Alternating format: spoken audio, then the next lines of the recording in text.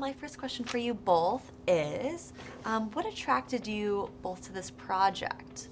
I found this project while I was promoting another film I produced called Miracles from Heaven. And when I met Joyce Smith and John Smith and Pastor Jason Noble and heard firsthand their story, I was just inspired by it. I mean, truly, it says in the medical record, patient dead, mother prayed, patient came back to life. And when Joyce articulated that on the program, when I met her, I was like, I've got to do it. And I went to them after the program was over. I said, this is who I am. I'm a producer and I want to help tell your story. And they were on board. And that was just about 3 years ago. And here we are. That is incredible. How about yourself? Well, I knew nothing about the story till I got the script, which had been written at this time. Right. And I read the script and I couldn't believe the story, so I went online and looked at some of the footage, the newsreels about it, and realized that this actually was an amazing miracle, and it just moved me. I identified with the story and I just wanted to do it.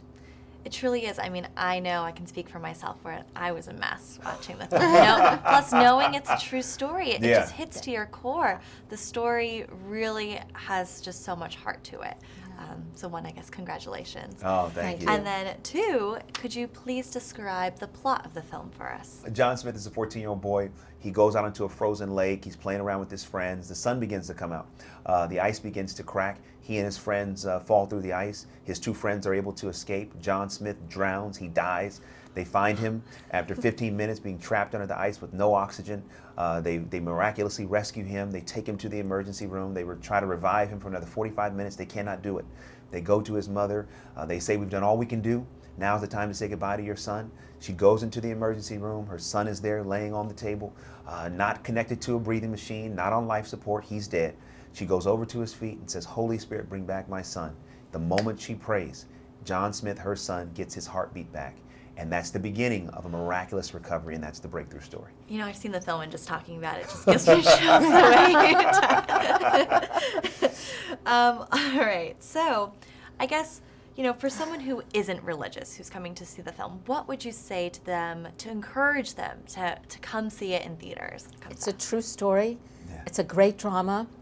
It has fantastic characters, a great plot, all the things I think that a good drama should have. And it's engrossing, and I think the fact that it's real, it's a true story, and inspiring adds to it. Absolutely. And what's amazing is we've had the opportunity to screen this film through our grassroots campaign almost from the moment that Roxann had a director's cut. So we're talking about screening the film for 8 months now. And a lot of people who, are not of faith have seen this film. And what's amazing is I just got a text from somebody who's a close friend of mine, who she would probably call herself agnostic. And she saw the film, cried through the whole thing, and said the film was amazing. It moved her. And I think that's the thing that's so powerful about this. It's a true story.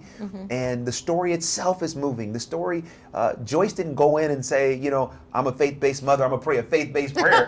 She just went in there and said, I'm a mom, my son is dead. If I don't do something, then he's going to be gone forever. And I think that idea of her love is what is transformative. And I think it's also what will bring people who may not be believers to this movie and allow them to enjoy it.